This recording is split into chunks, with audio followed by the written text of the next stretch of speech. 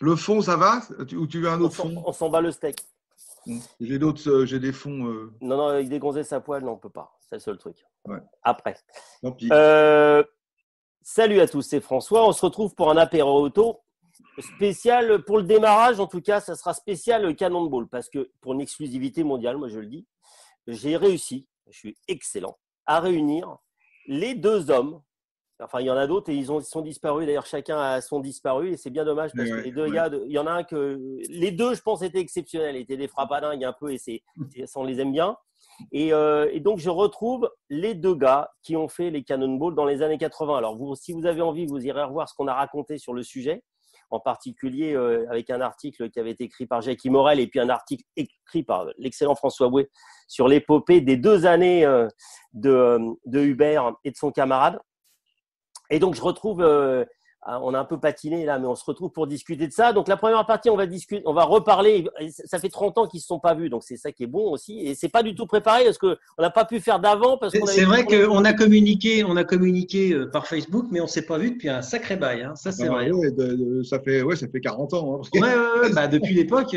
Putain, 40, c'est vrai, c'est pas 30, c'est 40 quasiment. Ouais. Maison Alfort, les Juliottes. Ouais, c'est ça, voilà. Ouais. Donc, moi, je l'ai fait en 81, toi, tu l'as fait en 82. Donc, c'est ça, hein, 82 avec la Corvette, c'est ça, vous aviez 82 et 84, ouais. Et 84, voilà. Donc, voilà. Donc, je devais le faire en 82, mais on n'a pas pu le faire pour une raison technique. Si ça vous intéresse. Il y a prescription, c'est quoi la raison technique? Bah, en fait, Porsche nous prêtait une Porsche Turbo avec changement de pneus à Lyon. Et 2 jours avant, il y a un essayeur d'échappement dont je tairai le nom. Ah non, balance, c'est bon de toute façon. Non, mais je ne peux pas le dire. Et donc, il a planté la caisse. Donc, voilà pourquoi on n'a pas pu le faire. Je ne savais pas cet événement-là. C'est ballot, ça. Voilà. Et donc, tout était organisé. Je te dis, on devait changer les pneus. Il y avait le concessionnaire de Lyon qui n'était pas prêt. On sortait, on allait mettre 4 pneus neufs et on repartait. Et donc, puis là, je pense qu'avec une turbo, on aurait quand même amélioré le score, certainement. Et l'expérience de l'année d'avant. Et pourquoi l'arrêt pneu? Pardon? Et pourquoi l'arrêt pneu pour les parce que je pense qu'il devait avoir jugé que les pneus, ils auraient du mal à faire les 3000 km à fond. Donc, je ne sais pas. Enfin bon, c'était prévu comme ça.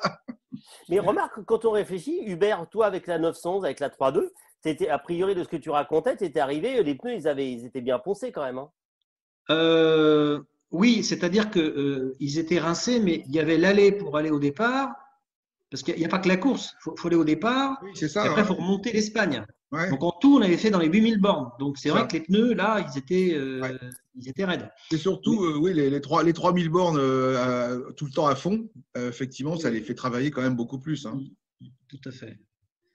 Mais en 82, tu aurais été emmerdé comme nous, parce que c'était même pas une question de bagnole, c'était qu'ils avaient foutu les flics partout. Ouais, vous avez arrêté, vous étiez resté longtemps au commissariat, c'est ça? Enfin... Oui, mais tout le monde a eu des problèmes. En Allemagne. Oui. C'est-à-dire que dès le départ, dans l'hôtel où on s'était retrouvé à Hirtshals, c'était au nord du Danemark, t'imagines un petit port de pêche, un peu lugubre, avec un seul hôtel à peu près correct, où effectivement, genre Novotel, où tout le monde était là, et puis 80 bagnoles du Cannonball qui arrivent. Imagine les flics, ils se sont dit qu'est-ce qui se passe, quoi. Bon, et la banderole départ en haut. Et la banderole, alors, donc on a été tracés dès le début, fliqués dès le début, nous ont fait chier dès le début, ils ont relevé les plaques, donc si tu veux, après sur tout le trajet au Danemark, ça a été la cata, il y avait des flics partout, on ne pouvait pas rouler.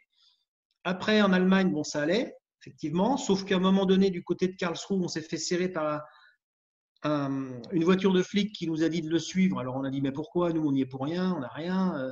Il nous a dit, si, course illégale, suivez-nous. Il nous pique nos passeports et il nous a fait poireauter à Karlsruhe toute l'après-midi au commissariat.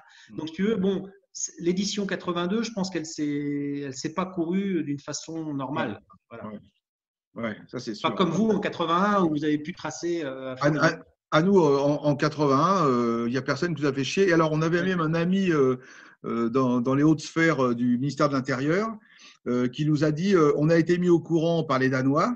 Et comme on avait calculé que c'était des Allemands, ils ne savaient pas qu'il y avait des Français, hein, c'était des Allemands, qu'ils avaient l'habitude de rouler vite et qu'ils allaient traverser la France en pleine nuit, ils ont décidé de rien faire. Ah oui. On est passé à travers les mailles du filet, là, pour dire. Hein. Donc, voilà. Et il faut savoir qu'en France, les Allemands avaient quand même super peur. Et Jean-Loup et moi, on était parmi ceux qui avaient fait la plus grosse moyenne en France. Parce que nous, on avait à l'époque un super snooper, attention. Ah oui, on avait les détecteurs de radar, nous aussi. On avait un les deux, super snooper et donc on roulait avec ça. Et comme il sonnait jamais, donc on a roulé à fond tout le temps. Ouais, Quelle époque. C'est un peu le principe de. Ouais, d'accord, ok. Ouais, le super snooper qui sonne jamais. Ouais. C'était en deux parties. Hein. Tu avais une partie que tu mettais dans la calandre et tu avais une petite boîte que tu mettais à l'intérieur et qui sonnait, quoi, qui sonnait et qui faisait une lumière rouge, je me rappelle. Alors, nous, on en avait un qui était plus simple que ça parce qu'il était juste sur le tableau de bord. Donc, il y en avait un pour les fréquences étrangères, un pour les fréquences françaises qui n'étaient pas les mêmes de mémoire. Ouais. Mais par contre, il sonnait tout le temps. Ouais. Donc, du coup, à la fin, on l'avait viré. Mais on n'a pas vu un seul radar d'ailleurs. Enfin, je veux dire, à l'époque, il n'y avait pas de radar. On n'avait pas vu de radar. À l'époque, si, ils mettaient les comment ça s'appelle, trépieds, là, les blancs. Là. Les trucs sur trépied, ouais, mais ça avait un nom. Là. Je ne sais plus comment ils appelaient ça. Les barbecues. Les barbecues. Les Mesla 206. Mesta 206. Mesta 206. C'est ça, exact. Voilà. Et alors, en 83, il n'y a pas eu de Cannonball. Je ne sais plus pourquoi. Et 84, ils ont été très malins parce qu'ils ont donné des rendez-vous effectivement aux équipages dans différents endroits, que ce soit dans le nord de la Hollande, en Allemagne, etc. Et nous, on s'est retrouvés à 5 bagnoles dans un hôtel, 5 belles voitures dans un hôtel. Bon, ça va être annulé, on n'est pas assez nombreux. Puis en fait, à 6 heures du soir, ils sont passés nous voir en disant, voilà, départ à tel endroit à 21h ou 22h, soyez présents à telle heure, à tel endroit. Il y avait à peu près 200 km à faire. Et au fur et à mesure, c'était dans un endroit lugubre, dans un port. Enfin, c'était vraiment hyper glauque. On aurait pu tourner un film d'espionnage un peu côté est-allemand. Et il y avait du brouillard. Et les voitures arrivaient. Et au fur et à mesure où on arrivait, ils nous donnaient le point d'arrivée, 2-3 documents. Et la pointeuse, là où on devait pointer effectivement à l'horloge. Et puis voilà, allez-y les gars, roulez. Ce qui fait qu'il n'y a pas eu de regroupement. Ouais. Il n'y a pas eu de concentration, ce qui fait que les flics, finalement, n'ont rien vu du tout. Ça, c'est clair. Et vous n'avez pas été arrêté du tout, donc en 84. Pas du tout. Donc vous avez pu faire la course normale. Là, on a roulé comme des fous. On avait la meilleure moyenne, puisqu'on est à plus de 160 de moyenne quand même sur toute la distance. Ah ouais. Sauf que on s'est gouré de route. Il aurait fallu qu'on pointe par Burgos, Madrid, Cadiz, et puis nous, on est passé par Valence. Et après Valence, Alicante, c'est fini l'autoroute. Tu as à peu près 600 bornes de petites routes dans les montagnes là, et on a perdu un temps fou. Il nous était arrivé à peu près la même chose en 81, puisqu'on avait décidé de suivre la route de la côte. Et alors, parce que pour nous, c'était la route qui avait l'air la mieux. Et en réalité, quand on est revenu le lendemain, on est remonté par l'autre route. Et on a mis 2 heures de moins en roulant à 120, tu vois. Alors que par la route de la côte, moi j'étais à Donf tout le temps, mais ça tournait, ça virait. Ça tournait, voilà. C'était la petite corniche, quoi, tu vois. Donc c'était vraiment terrible. Hein. On a perdu plusieurs heures là. À l'époque, il n'y avait pas de GPS, et puis c'est vrai qu'il fallait qu'on se décide en 10 minutes, quoi. C'est-à-dire qu'on pointait, il nous filait à l'arrivée, on déroulait les cartes. Alors, il n'y avait pas de carte. Enfin, il fallait dire, tiens, à peu près à la louche, on va prendre par là. Mais c'est vrai que, ceux qui connaissaient bien l'Espagne, ils ont dit, non, finalement, c'est de la 4 voies tout le temps en passant par Madrid. On passe par Madrid. Et c'est eux qui ont gagné. Et on a fini 5e, avec les meilleures moyennes, mais on a fini 5e. Ouais, c'est ça. Et moi, je vais vous poser une question de blaireau qui ne l'a pas fait. Parce que donc, c'est quoi, entre 27 heures à peu près le petit trajet la première année, le vainqueur a mis 20 heures. Nous, on a mis 27 heures. Ils ont mis 20 heures et quelques. Voilà. Jackie, c'est avec la Mercedes AMG. Et nous, on a mis 27 heures. Mais il faut savoir que, comme nous, on était journalistes, on nous faisait partir en premier. Et enfin, dans les premiers, on était une brochette de journalistes. Il y avait d'ailleurs des mecs avec une carrière ARS lightweight qui nous avaient doublé dans la nuit. C'était des journalistes suisses. Et à partir de 8 heures du matin, arrivé à la frontière espagnole, le jour s'est levé. Et là, nous, on s'est mis au cruise control à 100 à l'heure en attendant que les mecs nous doublent. Et personne nous a doublés parce qu'on avait tellement pris d'avance. Hein? Pour faire des photos, j'imagine, ouais. Bah oui, pour faire des photos, voir les mecs. Enfin, on n'était pas là pour la course, en fait, nous, à la base. On était là pour participer au truc, mais surtout couvrir l'événement pour le D'accord. magazine. Mmh. C'est d'ailleurs pour ça que le lendemain, on a refait les photos avec les vainqueurs, parce qu'on n'avait aucune photo, en fait. On Mmh. avait que les photos du départ, point, c'est tout. Donc, on a refait tout un truc bidonné. Et donc, 20-25 heures, après, quand tu tabasses, tu causes, vous causiez ou pas? Enfin, je pose une question qui va vous paraître de béotien, mais. Ouais, alors il y avait deux options. Moi, j'avais emmené un oreiller, donc comme c'était essentiellement la nuit, moi je dormais. Donc moi je dors très bien n'importe où, donc j'ai pas de souci. Je dormais. Et mais par contre, ouais, non, quand c'était Jean-Loup qui était à côté, que moi je conduisais, on se parlait. J'ai même, alors il faudrait que je retrouve l'audio parce que on avait un petit magnétophone. Et quand on s'est fait, j'ai raconté dans le truc, on s'est fait déposer par la Carrera de Leeds RS, évidemment, des Suisses, parce que d'abord ça roulait plus vite que la Mercedes. C'était beaucoup plus léger, c'était plus facile à tenir. Et dans toutes les enfilades là en Allemagne en pleine nuit, moi j'étais à fond, j'étais à 250 compteurs, donc 230 réels, c'était la vitesse de pointe de la voiture. Et je dis à Jean-Loup à un moment, merde, il y a des phares qui nous rattrapent. Il me dit non, c'est pas possible, t'as vu à combien on roule. C'était rail de gauche, rail de droite, rail de gauche, rail de droite. Enfin, c'était un truc de fou. Hein. Il n'y avait pas de bagnole, il n'y avait aucune circulation, on était tout seul. Et au bout d'un moment, je lui dis, bah si, je voyais les phares qui grossissaient à chaque virage parce que je les voyais pas à chaque fois, tu vois. Et donc, à un moment, la Porsche nous a doublé avec 15-20 bornes de plus, puisque ça roule à 250, une Carrera de Leeds RS. Et donc, là, Jean-Loup, il a pris ma magnétophone et il a fait un petit audio. Je l'ai quelque part. Si un jour je le retrouve, je me ferai un Ça peu serait magique. de l'envoyer. Ouais. Parce que là, c'était du live. Hein. Alors, bon, c'est vrai que pendant quelques bornes, je suis redescendu à 210 et puis après, j'ai remis les watts. Mais il nous est arrivé à peu près la même chose en 84, puisque, alors nous, on avait une Carrera 3 litres 2 qui venait juste de sortir. C'était le dernier modèle qu'on avait loué chez Avis. Maintenant, il y a prescription, je peux le dire. Et donc, Ils vont déposer. Ah non, c'est Ars qui va déposer le bilan, c'est pas grave. Comment? Non, rien, je dis des conneries, t'inquiète. Continue, Bon, je t'ai coupé. et donc, on arrive, alors c'est Patrick qui conduisait, le petit matin, 5 heures, en plus un petit crachin. On arrive à 100 bornes de la frontière France-Espagne. Et puis là, il fatiguait. Bon, moi, je devais dormir plus ou moins. Enfin, je somnolais. Et puis, la vitesse était descendue vers 200. Tu vois. Et tout d'un coup, une 928S qui nous double avec 50 bornes de mieux. Putain, ça nous a réveillés, mais tu peux même pas t'imaginer. L'autre, il dit, qu'est-ce qui se passe? Et du coup, si tu veux, il a soudé derrière la 928, bon, sans la doubler, parce que de toute façon, on ne pouvait pas, parce qu'on prenait toute la route. Hein, si tu veux, à ces vitesses-là. Ça prenait 300, une 928S. Hein. Comment? Ça prenait presque 300. Ça marchait très, très fort. Et si tu veux, on voyait ce qui était magnifique, si tu veux, c'était sur cette route qui était un peu grasse, un peu luisante. Dans les courbes, on voyait toutes les suspensions de la 928 qui travaillaient, si tu veux. Parce que à ces vitesses-là, même si c'est un billard, ça travaille, ça bouge de partout. Et c'était magnifique. Moi, j'étais passager, j'avais pas peur du tout. J'étais inconscient, certainement. Et nous voilà arrivés à la frontière espagnole. Évidemment, à l'époque, il y avait la douane. Et lui, on était derrière la Porsche, il se fait contrôler ses papiers. On a dit, bon, bah, c'est mort parce que le temps qu'il nous contrôle, on va le laisser passer. Et puis finalement, il ne nous a pas pris nos papiers, ce qui fait qu'on a pu renquiller derrière eux tout de suite après la frontière espagnole. On s'est encore tapé 100 bornes en Espagne. Le jour commençait à se lever, il n'y avait personne. Et puis là, je vois le voyant d'essence qui s'allume. Je dis, Patrick, faut quand même ravitailler. Là, il y a une station à 10 bornes. Il me dit, oui, c'est bon. Et puis, juste avant la station, il met son clignotant pour dire qu'il sort de l'autoroute. Et la Porsche devant, pareil, il met son clignotant aussi. Donc, il avait besoin de jus aussi. Et alors, là, je vois mon Patrick. Nous, on n'avait pas l'ABS de mémoire sur la Porsche. Et je vois mon Patrick. Là j'ai fait un peu d'huile sur ce coup-là parce qu'il a voulu faire le freinage de la bretelle de la station-service à la 928, mais il s'est foiré, si tu veux. Et du coup, on a pris la station-service par la sortie et on s'est retrouvés les deux bagnoles face à face, si tu veux, à la pompe. Puis il y avait le mec espagnol là qui arrive. C'est bon, on avait déjà commencé à foutre le truc dans les réservoirs. Enfin bref, et après ils sont partis avant nous, on les a jamais revus. Mais voilà, ça c'est un super souvenir, souvenir.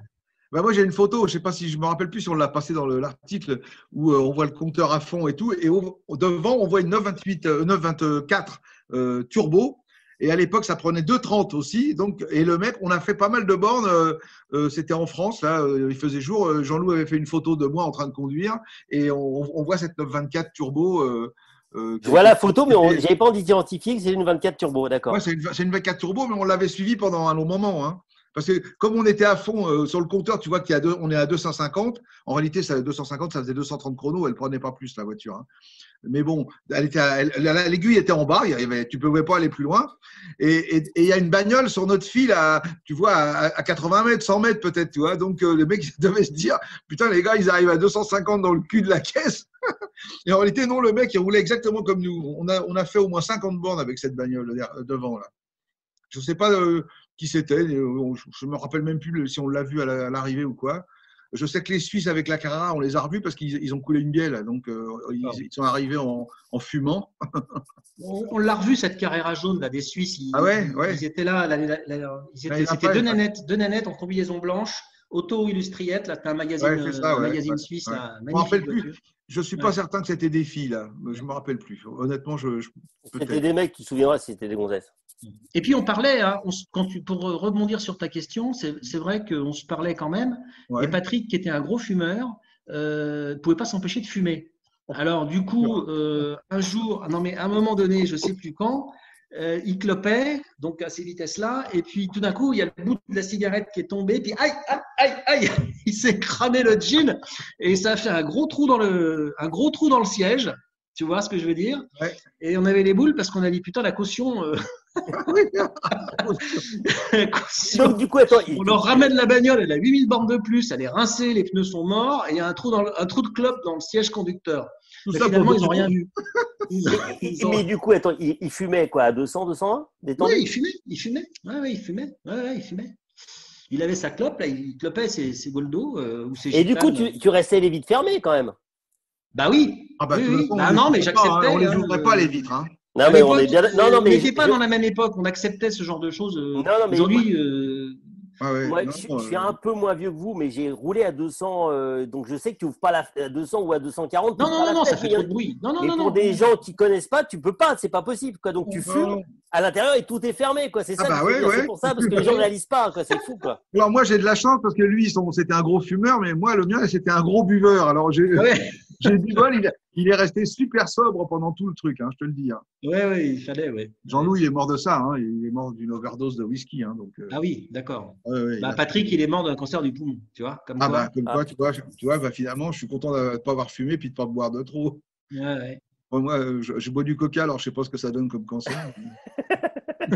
Le cancer de l'obésité, peut-être un peu. Enfin, ça va, on va tous mourir du Covid, alors c'est pas la peine de se faire.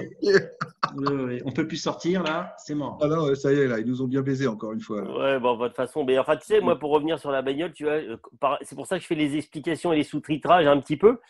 Parce que quand tu discutes avec des jeunes, tu vois, et quand tu leur parles de trucs comme ça, il y a tout plein de choses, ils n'ont pas le repère que… Je pense que même, ils ont une vision, moi je vois autour de moi, hein, mes propres enfants, ils ont une vision de nous comme des espèces de terroristes de la route. Parce que les jeunes d'aujourd'hui… tu leur dis, moi je redescendais à 200 pour changer le CD, c'est ce que je dis aux flics à chaque fois qu'ils m'arrêtent en excès de vitesse. Et les gens, ils ne peuvent pas imaginer que tu roules à 200 déjà. Rouler à 200, ça fait sur un circuit, mais ça ne peut pas se faire sur la route. Tu vois Moi, j'ai dû faire 1 million de kilomètres au-dessus de 200 parce qu'à chaque fois que j'avais les caisses de presse, j'étais toujours à pédale au fond, tout le temps. Et je suis encore vivant, quoi. Donc, c'était normal à l'époque. Les gens savaient que tu allais arriver vite. C'était rare quand les mecs te déboîtaient. Ça arrivait, mais nous, on était vigilants aussi. Mais c'était rare quand les gens te déboîtaient au dernier moment sans clignotant, tu vois. Alors que maintenant, tu peux même plus physiquement rouler à 200 parce que les gens, ils font n'importe quoi. Ils pensent qu'ils soient à 130, donc il va rien se passer. Il y a personne qui va les doubler, et donc ils regardent plus derrière. Ils sont incapables de juger ta vitesse en regardant 2 fois dans le rétro. Le cerveau, il fonctionne plus. C'est absolument tragique aujourd'hui. Hein. On discutait avec Hubert, on pratiquait la même route avant l'autoroute pour descendre direction Bourges, Saint-Amand, Clermont-Ferrand. Et moi, pareil, mais c'est pas si vieux. Enfin, ça commence à l'être, mais dans les années 90, quoi. Où en effet, moi, j'emmanchais la départementale, je tabassais à 170, 180, 190, 200 sur la départementale, quoi. Bah oui. Et j'avais pas l'impression, c'était pas bien, mais j'avais pas l'impression que que je faisais du trafic de drogue, quoi. Je veux dire, Voilà, c'était. c'est ça. Non, mais aujourd'hui, voilà, on est des go fast, quoi. Donc, même pour les filles. Hein. C'est les années 2000, c'est le tournant des années 2000 et Ouais. puis l'arrivée des radars automatiques, ça a fait changer complètement les mentalités. Ouais. Mais enfin moi personnellement, j'ai 60 ans, je suis issu de la génération de ceux qui roulaient encore plus vite que moi, enfin aux capacités de leur voiture. Bon, dans les années 30, les années 50, les années 60, les années 70, les gens roulaient, il n'y avait pas de limitation. C'était d'ailleurs relativement un sport national hein, chez nous de dire voilà tu mets combien toi sur Paris-Lyon, tu fais combien, voilà, c'était, et puis c'est celui qui avait la meilleure moyenne, qui avait la plus grosse, enfin c'était tout, ça faisait partie de la virilité du bonhomme de rouler vite et de faire des bonnes moyennes, voilà. Alors après tu peux dire c'est con, mais en tout cas c'était comme ça, et tu peux pas juger ce qui se faisait à l'époque avec la mentalité d'aujourd'hui qui a complètement changé, qui est certainement très très bien, hein, je juge pas, mais c'est complètement différent. Mais moi, j'ai rajouté un truc, c'était con, mais putain, qu'est-ce que c'était bon, hein. Parce que moi, mais c'était du plaisir. Moi, quand j'ai pété avec mon 2 litres 8, avec mon Z3 2.8 qui saturait à 2,15, mais que je suis descendu à Valence, j'ai fait ça en 4h45, ben, je réassume, je le dis, je l'enregistre. Putain, qu'est-ce que c'était bon. Et il n'y avait personne pour faire 4h15 pour redescendre à Valence, en ayant 220 en pointe. Si tu veux, c'est que tu n'as pas un chat, c'est-à-dire que tu es tout le temps au taquet. J'ai pris aucun risque, sincèrement. Après, c'est vrai qu'on était prudent, c'est-à-dire que tu faisais pas de la vitesse quand tu avais les routes encombrées ou voilà, tu faisais gaffe. Jamais en Allemagne sous la pluie, jamais en Espagne sous la pluie à 250 quoi. Ça dépend. Non mais tu vois, par exemple, moi j'ai quand même eu la chance de mettre la Fiat 500 de ma mère au bout d'un an de permis sur les portes. Je l'ai mis sur les portes dans une courbe que j'ai pris un peu sèche. Et mon père m'a envoyé faire l'école de pilotage de l'Agassi à Montlhéry. Donc, j'ai pris quelques leçons de pilotage avec des vrais pilotes qui m'ont donné tous les trucs. Et ben après, j'ai plus jamais eu d'accident. Et là, je viens de fêter mes 50 ans de permis, moi. Je voulais faire un record, mais je m'étais dit, oh, je vais prendre une Porsche, je vais la sticker avec des couleurs différentes. Et puis, je vais essayer de faire soit je fais Bordeaux-Paris-Bordeaux avec un tour de périph' en moins de 6 heures, soit je fais le Tour de France. Et après, mes gosses, ils m'ont dit « Non, mais papa, t'es fou, ils vont te tirer dessus comme si c'était un go fast. » quoi. Alors après, j'ai dit « Bah oui, c'est vrai, finalement, c'est même plus possible. » quoi. Voilà. C'est même plus possible. Je voulais faire ça dépend avec la caisse que tu le fais, parce que tu vois, j'ai un copain, il s'est fait serrer par les douanes parce qu'il était dans une caisse de prêt qui était une Golf 7, mais avec le pack performance machin qui ressemblait à une R, je sais pas quoi, tu vois. Mais en fait, il y a un truc qui avançait à rien. Et les mecs, ils l'ont serré parce qu'ils ont cru que c'était une voiture ouvreuse de go fast. Donc, à mon avis, ça dépend. Si tu prends une voiture d'Uber, à mon avis, tu peux essayer avec le Range Rover. Bon, après, tu ne vas pas péter un record, mais. Non, mais là, François, j'ai pas honte de dire que j'aurais plus probablement les capacités de le faire parce que comme c'est comme les entraînements. Si tu t'entraînes à faire un sport régulièrement, tu es au top. Moi, ça fait à peu près maintenant, on va dire entre 15 et 20 ans que j'ai arrêté de rouler vraiment vite puisqu'on ne peut plus de toute façon. Je me suis fait retirer des points et puis au bout d'un moment, j'ai dit bon, faut que j'arrête. Donc, je suis pas sûr d'avoir les capacités de le refaire aujourd'hui et les réflexes et l'entraînement pour rouler au-dessus de 200 aujourd'hui. Je suis 1000 fois d'accord avec toi parce que je descends régulièrement en Allemagne, tu vois, pour aller tourner au Nürburgring et donc sur les parties libres, je tabasse. Il me faut 300 ou 400 bornes pour que ma vision se réadapte au rythme que je prends. Oui, tout à fait. Non, mais ça, c'est certain, mais je pense pas qu'on ait oublié quoi que ce soit. Mais c'est certain, c'est qu'avant, on avait l'entraînement pour rouler très vite. Le cerveau, il allait vachement doucement. Moi, je me rappelle même quand je roulais à plus de 200, ça se déroulait au ralenti comme dans les… On te dit ça, mais c'est vrai.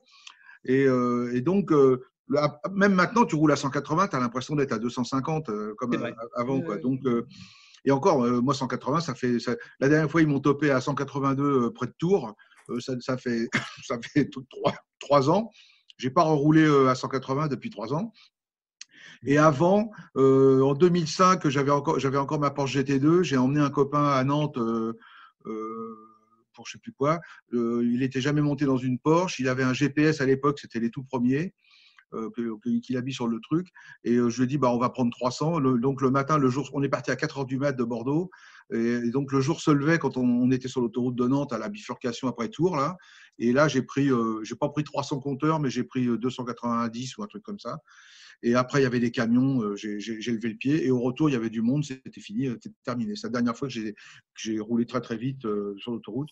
Mais bon, cela dit, en capacité, non, j'avais rien perdu. Hein. J'étais toujours vigilant. Au contraire, plus je roule vite, moi, plus je suis concentré, plus je regarde loin, plus j'anticipe. Tu vois, non, je pense que moi, je suis beaucoup moins dangereux quand je roule très vite que quand je roule doucement. Parce que quand je roule doucement, ben, d'ailleurs, je me suis mis dans l'oreille avec mon Audi, hein, comme tout le monde, hein, parce que je me suis endormi à 10 heures du soir. Hein. Mais tu vois, À rouler à la queue leu. Hein.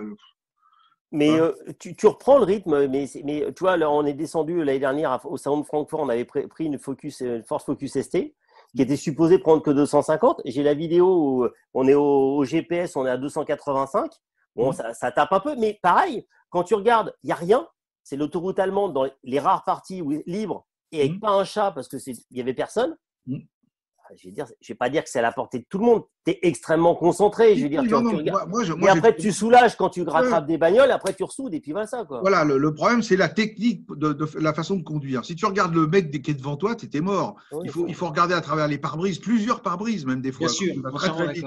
Hein, et c'est tout. Moi, j'ai toujours dit, moi, je peux faire rouler ma grand-mère à 300. Le problème, c'est pas la vitesse, c'est l'anticipation avec du personnel autour. C'est ça le truc.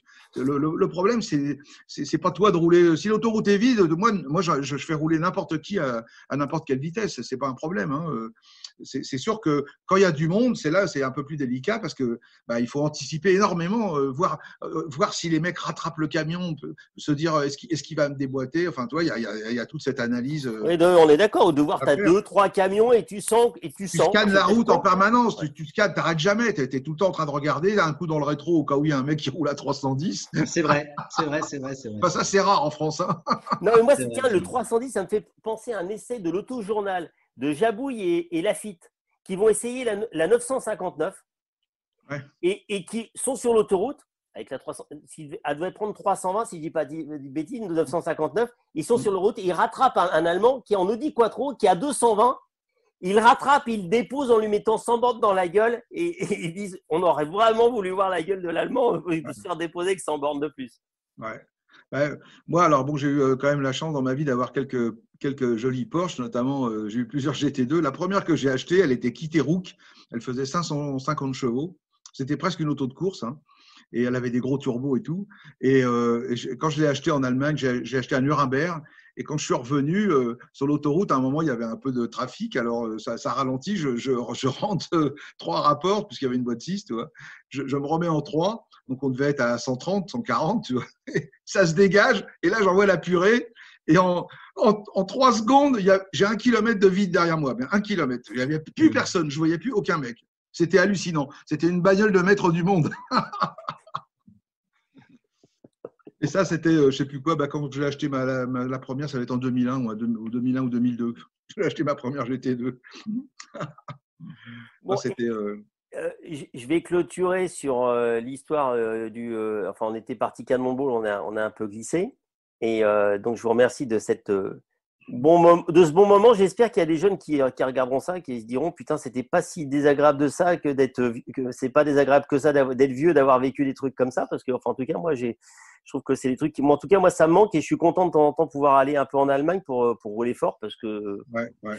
Et avec des gens où il y a un certain respect, en tout cas, pour préciser pour ceux qui roulent pas en Allemagne, c'est-à-dire que quand par exemple tu arrives fort, le mec il est sur la file de gauche, tu le pousses pas, quoi. T'attends qu'il se rabatte et là tu renvoies la purée. Les Allemands se rabattent. Les Allemands roulent très très bien. Moi, j'allais souvent à Wolfsburg à l'usine. Je me rappelle avoir fait des retours Wolfsburg la France. On était au moins une dizaine de bagnoles au-dessus de 200 et ça se passait bien. Des fois, on redescendait à 120. Les mecs déboîtaient, ils mettaient leur clignotant, on les laissait déboîter. Ils se rabattaient tout de suite après le camion, machin, et hop, tout le monde remanchait. J'ai été presque jusqu'à la frontière française comme ça, sans jamais qu'il y ait le moindre problème. Les Allemands, ils savent rouler justement parce qu'ils sont encore toujours habitués à prendre un mec qui arrive à 300 dans le cul. C'est vrai. Ouais. Parce que tu as déjà eu… non, mais je suis d'accord. Et puis peut-être parce qu'il y a un peu moins, puisqu'ils n'ont pas les schémas communistes qu'on a chez nous, c'est-à-dire que il n'y a pas l'agressivité du mec qui roule fort qui a une grosse auto aussi. Non. De toute façon, il regarde plutôt en se disant c'est le mec qui tabasse. Et puis le mec, il a une TDI qui roule déjà à 220, le mec est déjà à 220 donc quand il se fait rattraper. Ouais. Non, mais c'est sûr, de toute façon, c'est pas du tout la même mentalité que ces connards de Français. Hein. Non, mais bon, je les pratique depuis tellement longtemps. Moi, je vois même à l'étranger, je leur parle pas. Hein. Je ne parle à aucun Français, moi, à l'étranger. Donc, bon, merci. Je vais faire un merci virtuel, un merci à vous deux. On va reprendre autre chose. Mais un merci à vous deux déjà d'avoir fait un retour sur les articles. Et puis en plus, je suis content parce que vous avez rajouté des choses qui ne sont pas dans les articles des différents canons. Si on creuse bien, on va en trouver d'autres pour la prochaine fois. On refera la prochaine fois. Merci. Parce que 3300 bornes à fond. Si ça intéresse les jeunes. Oui, si ça intéresse. Parce que les histoires de vieux cons. Le principe des apéros auto, c'est que je fais mon dictateur, c'est-à-dire que je fais ce que j'ai envie, donc j'emmerde tout le monde. S'il y en a qui s'appelaient, c'est très bien. Donc voilà, je suis un autocrate. Et au cumulé, je pense qu'on doit être à 15 000 lecteurs et pas loin de 20 000 écoutes sur les différents articles. Donc, il y a quand même quelques pas comme nous. Écoute, je salue tes auditeurs alors. Hein, bravo, je les invite à dépasser la limite. Parce que l'important, c'est pas l'excès de vitesse, c'est la vitesse excessive. Ouais. Voilà. Là, l'excès de vitesse, on s'en branle, on s'en bat les couilles, c'est des connards dans un bureau. Tandis que la vitesse excessive, c'est là où tu peux avoir un problème. Voilà. C'est juste savoir la différence. Non, mais je rassurez-vous là-dessus. Il y a d'autres gens qui ont les mêmes névroses que nous, et même dans les jeunes, et voilà. Et donc, ça doit faire à peu près 50 000 personnes qui sont délectées des conneries qu'on a pu écrire ou raconter. Donc, ça fait pas beaucoup sur une population, mais ça fait déjà 50 000 névropathes. Voilà. Bon. Et rappelez-vous, vous pouvez nous retrouver sur nos sites Road Story et Histo Auto, sur notre chaîne YouTube Road Story, et en podcast audio sur iTunes, Spotify, Deezer et Google Podcast en recherchant les mots Road et Story. À bientôt.